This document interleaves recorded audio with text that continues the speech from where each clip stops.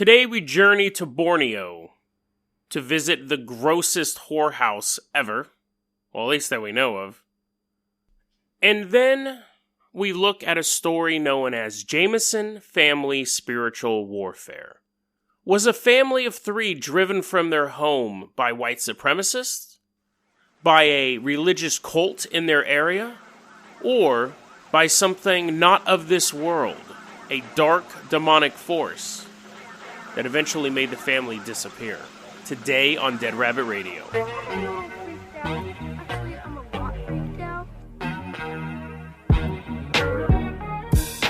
Hey everyone, welcome back to another episode of Dead Rabbit Radio. I'm your host, Jason Carpenter. I'm having a great day. I hope you're having a great day too. However, I do have to start the episode off with this briefly. I planned on episode 3 running till the middle of February, where I have a planned trip. For new listeners, in between seasons, I take a week off. Seasons are normally 50 episodes each, and right now we're already on episode 151, I believe. And I don't think I can make it that long without a break. It's a 10-week work schedule to produce 50 episodes. And I'm just getting grueled. I don't know if that's a word. I know it's a word, but I'm just getting worn down by all the back-end stuff. The recording the episodes and the editing and stuff like that, I'm fine with. It's doing all the tagging and marketing and stuff like that that's really starting to wear me down. So this is how it's going to have to go. Today's episode, and then we'll have tomorrow's episode, and then that will be the end of season 3. I'm going to take a week-long break off. I'll be back for the first week of February, but then I'm going to have to take a couple days off in the middle of February as well. Because I don't think I can produce 10 or 12 or whatever more episodes. Actually, yeah, it would be about 10 more episodes to get me to that trip in February. I don't think I can do it. I think I'm just getting worn down by a lot of the back-end stuff. And I think people who have emailed me who haven't gotten responses lately, that's why. Normally I'm really good at responding to people, but it's just been everything's just kind of starting to bog down in the back. So I need to take that break. I'll respond to all the emails and things like that. So today, tomorrow, and then we're going to take a week off. We'll come back, and then we'll take a couple days off in February. So I apologize, but I do need that break after that. After 50 episodes, I really need a week to kind of recharge. I think that's a better alternative than keep going until I just give up and say, I'm just totally burned out and walk away. You have to kind of walk away and rest before things get too rough. So, that being said, I apologize it's on such short notice. It wasn't my original plan. But we will go ahead and move on with the episode now. We're going to go ahead and we are going to visit the country of Borneo, somewhere in the... when does it stop being the Pacific Ocean? Like, Hawaii is in the Pacific, right? But at what point, is it like after that, the bottom part of Africa where it becomes the Atlantic again? At what point do they go, nah, you're not in the Pacific anymore? I'm sure somebody knows that. I'm sure there's actually a scientific reason for that. But anyways, I believe that Borneo is a country in that region, in the Asia region, an island, most likely, because it has a short name. Countries with short names are islands. I bet you didn't know that. Peru. So we're going to go ahead and we're going to Borneo. And in Borneo, there is a palm oil farm. So that's not a pun, but we are visiting a brothel. You figure if you were harvesting palm oil, you'd just be like, I'm good. This is all I need. This and a sexy coconut, and I'm good. Anyways, in Borneo, at this palm oil farm, there's a brothel. You know, because they get tired of using the palm oil, they want some female companionship. It's only a couple quid, which in real money is a couple bucks of American money. You can go to this whorehouse, you pay to bang a chick. Or, if you're really feeling adventurous, at this particular whorehouse, you can bang pony. Now, pony, confusingly, is not a pony. It's not an equine of any sort. Pony is a prostitute, and also a shaved orangutan. So for a couple bucks at this whorehouse, you could go there and bang an orangutan. Now, what I don't understand, there's a lot of things I don't understand about this. One, they have working prostitutes at the whorehouse. It's not like they're like, damn it, Jimmy, no one wants to work here. And some guy seeing like an orangutan like climbed from the trees and he's like, I have an idea. So there was active working prostitutes there. I don't understand why they had to go get an orangutan. Two, why'd they shave it? Like, it's an orangutan. It's not going to look any better bald. It'll actually probably look worse. You would think just banging the monkey would be bad enough.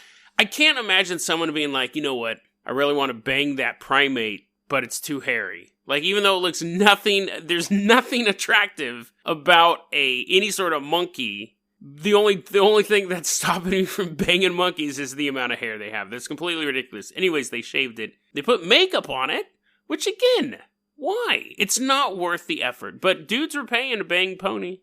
But here's where we get super gross. I mean, that's not bad enough. A shaved orangutan. It was tied to the bed. Gross. It's pretty gross. I mean, I guess it's gross, but quite logical. Because otherwise, everyone who paid money would come out and they're like, how was the sex? He was like, it was fine until she ripped my face off. Ah! Like, you would have to tie it down, but, I mean, you're basically... It's not consensual. I guess it's always not consensual when you're banging an orangutan, but it's even less consensual? I don't know. It was only 6 years old. So now, not only are you banging an orangutan, you're also a child molester. So, you know, that's gross. That's even grosser. Just so you don't go, well, in human years, an orangutan... No. That's 6... It matches up. So basically, it was a 6-year-old girl. And she was taken as a baby and raised by the whorehouse people to become a prostitute, apparently. And when a dude would walk in the room, it would start, like, gyrating its hips. I mean, dude, it's so super disgusting. It was almost at that point just trained and traumatized to bang these palm oil workers. And then, if that's not enough to make you grossed out or just shut the podcast off... She was also, because she never moved, she was tied to this bed, she was also covered in bed sores and abscesses, and mosquitoes were all over her. So we have an orangutan that's leaking pus, that's 6 years old, that's an orangutan tied to a bed, and people were still paying money for it. Eventually, so this really story broke back in 2003. I originally found it in my, I believe, the new news folder. Eventually, the police were found out, and they're like, that's disgusting. We have to go stop this. This is so gross. They're just writing in their police report. Blech! They draw a picture of a cop throwing up. They go to the place to free the orangutan, and they didn't want to let him go. The whorehouse and the people of the palm oil plant were like, no, how dare you try to take our pony? This is one of our natural treasures. Like, they really wanted to bang this thing.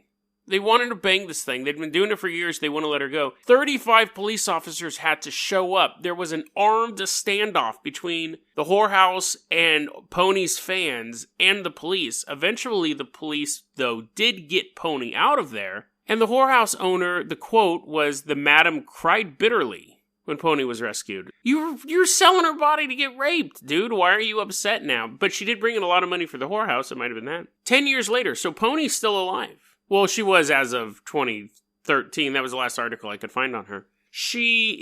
For a long time, she hated dudes, which is quite understandable. Kind of weird that she didn't hate women, considering the madam was a woman, but probably just had more bad experiences with dudes. Hated dudes for a long time. Wouldn't work with male zoo workers and stuff like that. Always kind of hid in its enclosure. She's safe now. She's doing healthy. She's gotten all of her muscle tissue back. She can now go up and hug a dude and not worry about anything. And she's just hanging out with other orangutans. Gross. How gross of a human do you have to be to really get involved in any sort of sexual slavery? I wonder whose idea it was to get the orangutan at first. Did they find a baby orangutan and go, this will make a cute pet and or prostitute? Or was the orangutan already just kind of hanging out? They found it as a baby. And some dude comes in, he's like, I already banged all your prostitutes. How much money for that? I don't know. It's disgusting either way. But what's kind of creepy is that we know about this one. They seem to be so casual about the prostitution of a ape. You wonder how many other places this is happening at. How many other brothels around the world can you just bang a zebra? Now that I say that, I'm sure there's quite a lot. I'm sure it's very, very, very common, unfortunately. But Pony, you got away. Good job. I'm glad you were able to get rescued. That's completely disgusting. Oh, and she's all healed. All the pus wounds are gone and all that stuff. She's 100%, and her hair grew back. The end. So, our next story is a story that was a request. I don't remember who requested it to me. I think it might have been just an anonymous user on 4chan. I've looked through all of my YouTube notes and emails, and I don't see it. But I apologize if that's the case. Hit me up, and we'll figure something out. This is the story of the Jamison family. Now, the Jamison family was, by all accounts, a normal family at the time. But then some odd things started going on that made even their family members kind of question what was true anymore. We're in the city of Eufaula, Oklahoma. Now, I have no idea where Eufaula is. I didn't even know Eufaula was a word until now. It's probably a name or something like that. You have a family of 3. You have the father, Bobby Jamison, his wife, Sherilyn Jamison, and little daughter, 6-year-old girl named Madison. Now, their first crime was spelling their daughter's name with a Y instead of an I. Quite odd. Should have been a telling clue to what was coming, because that's a weird way to spell your daughter's name. But anyway, so the 3 of them living a fairly normal life. But something happens that makes the police have to look a little closer at them, and they start to kind of unravel this weirdness. So the first thing, now I'm going to do this so a little bit of foreshadowing there. The first thing that's really notable in this family's life is that Sherilyn and her sister, Nikki, are into the paranormal. And Sherilyn buys a book she calls The Witch's Bible. And she's like, oh, wouldn't this be so funny if I read this book called The Witch's Bible? And the sister's like, yeah, I guess, maybe. And that's when the delusions kind of start to set in. She begins to think that she has the power to exorcise demons. And she begins to think that her house is haunted. Because she describes to her sister once seeing this gray mist descend down the staircase.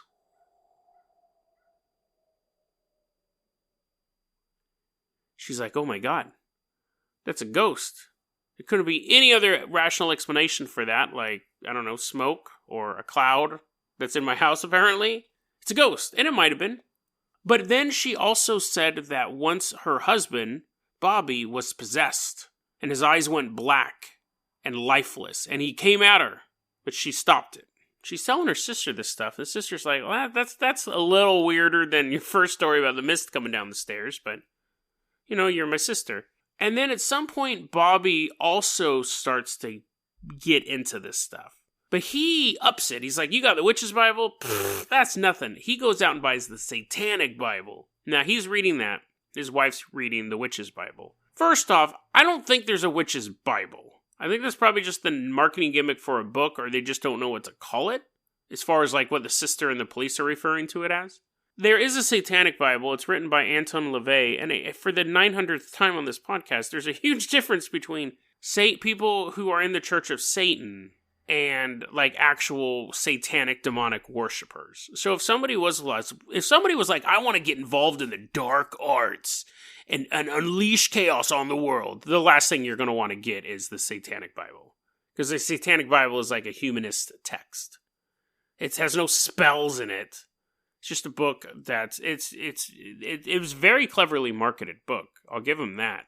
But it's not like this grand grimoire of like dark spells to unleash the ancient ones. It's a book.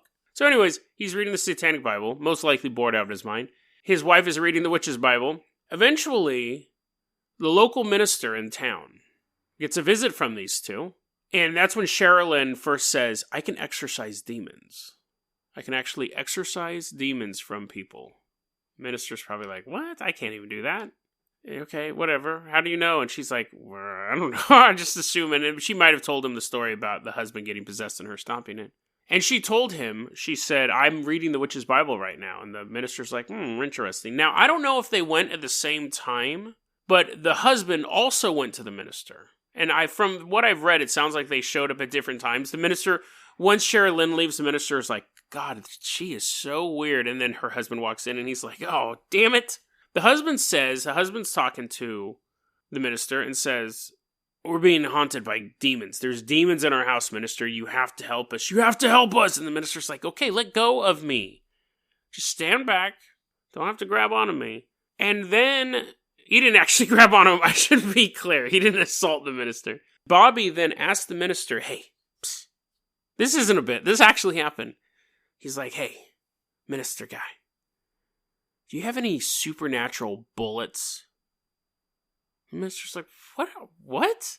He's like, do you have supernatural bullets? I want bullets that can shoot demons and hurt them. Now, at this point, I think any rational person of pretty much any religion, outside of like some cult that encourages this type of behavior, would be very, very concerned. Because now you have two people in the same family talking about ghosts and demons in their house, and that's kind of par for the course. But now they're also saying stuff like, we can stop them, I just need the right weaponry to kill them. And that's the thing. If a family comes to a minister and says, I think my house is haunted, they'll look into it. But if they're like, my house is haunted, do you know how to build a holy flamethrower? That's when it's at a different level of worry. Now, people in the area kind of started to think that Sherilyn might actually be a witch. It sounds like Sherilyn encouraged that behavior because she was in a feud with some neighbors. And throughout the course, and there's not a lot of detail on this either, and this is where we're going to get in a lot of the mystery of it. The Jamisons were in a feud with some local neighbors, and we don't know what the nature of the feud was. No one's saying what it was, or even who the neighbors were. But during the course of this feud, 3 of her cats, of the Jamison cats, were killed. Now, the Jamisons had a huge shipping container on their property, and someone, quote unquote, someone spray painted on the side of it, witches don't like their black cat being killed. Now, some people have thought it was the locals spraying that, saying, witch, witch, witch. I think it was Sherilyn who sprayed that, because it's a warning to people. So someone wouldn't spray paint that and be like, yeah, isn't that right? Witches don't like their black cat being killed. Like, that doesn't make sense, but putting it up as a warning saying, oh, you killed my cat? Witches don't like their black cat being. I think it was them who spray painted that. But regardless, this feud seemed to continue. Now, there was a couple, they had racked up quite the enemy list in the area, actually, in this small town, Eufaula, in the middle of nowhere. They had problems with Bobby's father over money. They had a former roommate who used to live there, who they were probably presumably friends with, if not acquaintances with, that Sherilyn started to think was a member of a white supremacist gang and kicked him out.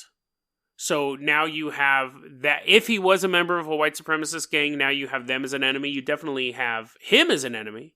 They have their neighbors as enemies. And then there was rumors that they had pissed off a cult. There was a local cult operating in the area that they were kind of running afoul of. And there was also the rumor that they began to get involved in methamphetamine. And that rumor came from people saying that their behavior was acting weird.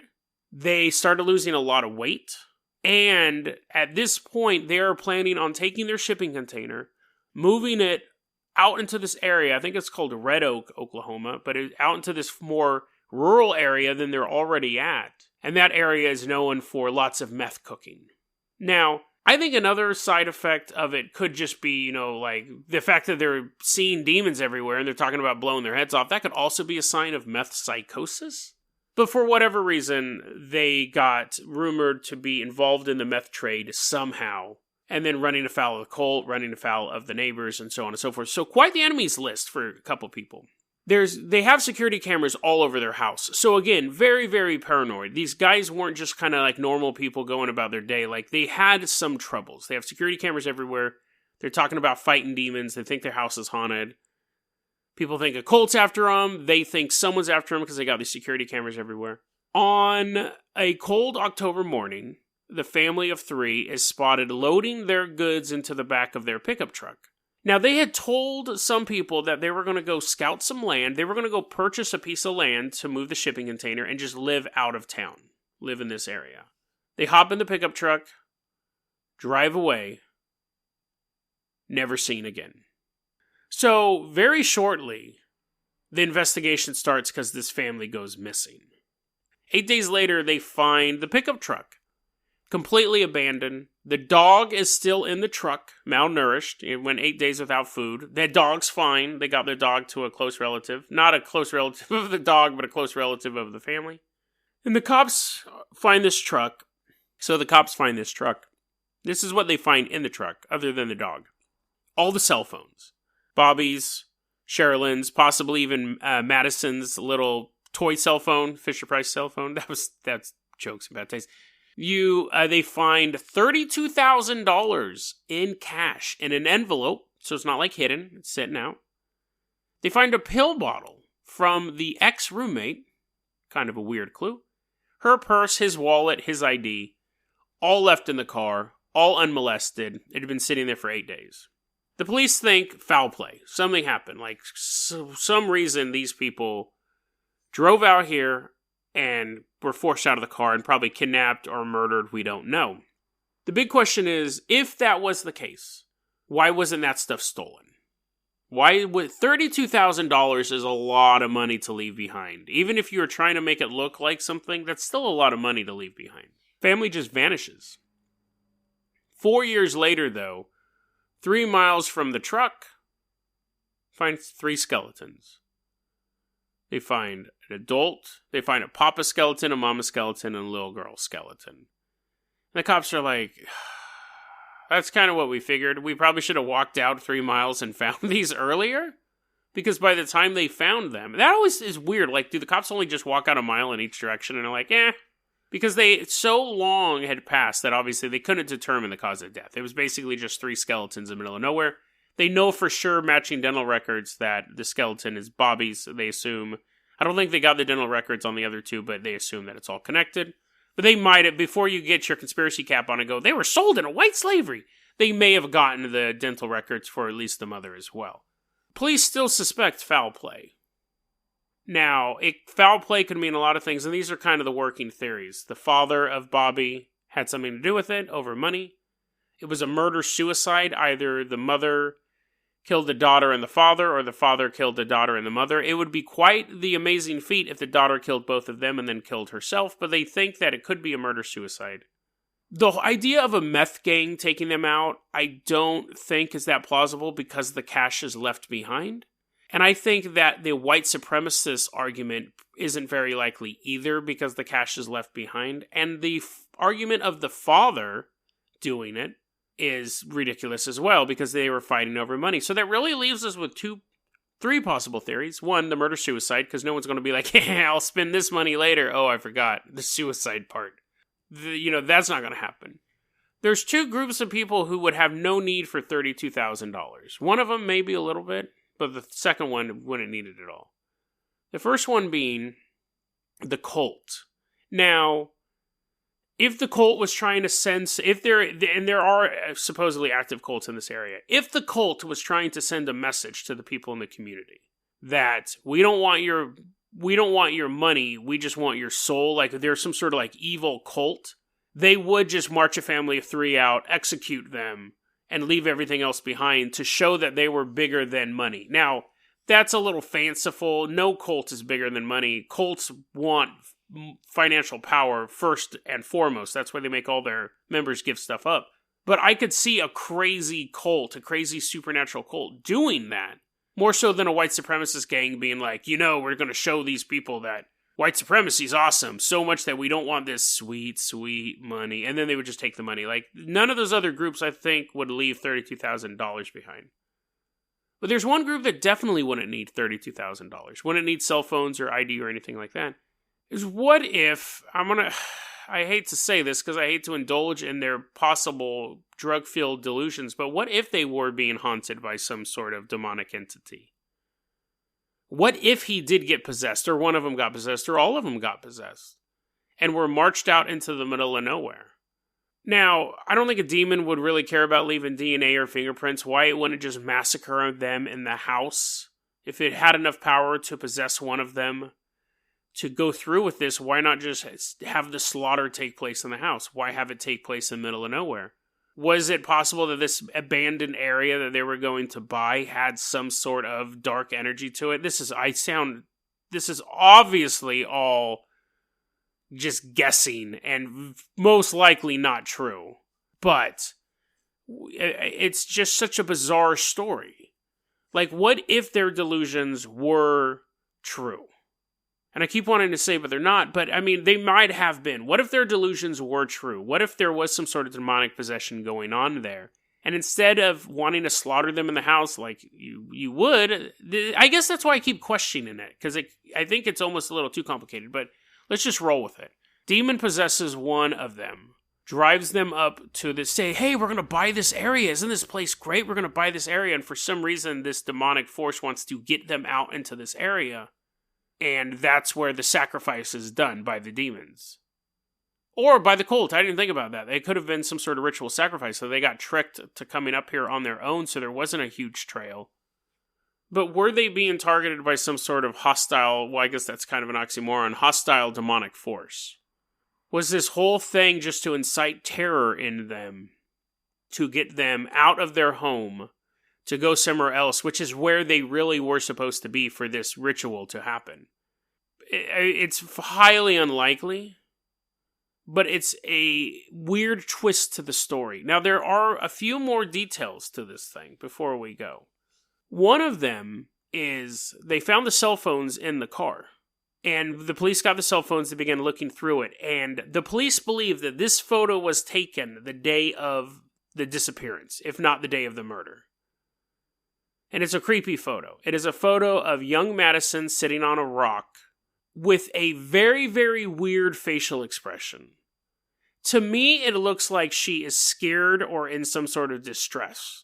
Other people look at it and be like, nah, she's laughing. And I'm thinking, that's a weird looking laugh. But again, it's just a still photo of a young girl sitting on a rock out in the middle of nowhere, supposedly taken at or near the location of where the truck was. So who took that photo? Possibly Bobby. Why was that photo taken? And why does she look so worried / creepy? It's a very, very disturbing photo. And the other interesting thing about this case, and it could just be a coincidence, but the lead investigator, the lead cop who was looking into these disappearances, he ended up moving out of the country. He just was like, I'm done. He left the country. According to Sherilyn's sister, this was because he couldn't deal with the guilt of not being able to solve the mystery. Possible. Maybe he was just moving away. But the minister has also moved away, left that town, and refuses to discuss the case to this day. Is there something dark in the city of Eufaula, Oklahoma? Is there a cult working its dark magic in that area? Is it something as mundane as a meth gang or a white supremacist group? Or is it something more terrifying? That somehow a family was murdered by a demonic force. And if I have to be completely honest, if I had to go outside of I think the most likely answer is murder-suicide. But if other than that, I would say it was the cult and some sort of demonic activity. Maybe this cult isn't just one of those jokey cults where we need money and we're just ripping people off and banging a bunch of chicks until we get arrested and thrown in prison. Maybe this is a cult that has actually found a way to channel demonic energy to erase their targets. Maybe the Jamisons did declare spiritual warfare on this cult, wanting the supernatural bullets, wanting to fight the good fight and learn how to stop demons. And instead, they were just overwhelmed by the power of these cult members. The cult didn't have to do something mundane like just have them shot or stick a knife through their heart. This cult was able to utilize powers to possess them, to get them to a location where the family would meet their end and the spiritual warfare would be over. DeadRabbitRadio@gmail.com is going to be our email address. You can also hit us up at Facebook.com/DeadRabbitRadio. Twitter is @JasonOCarpenter. Dead Rabbit Radio is the daily paranormal, conspiracy, and true crime podcast. You don't have to listen to it every day, but I'm glad you listened to it today. Have a great one, guys.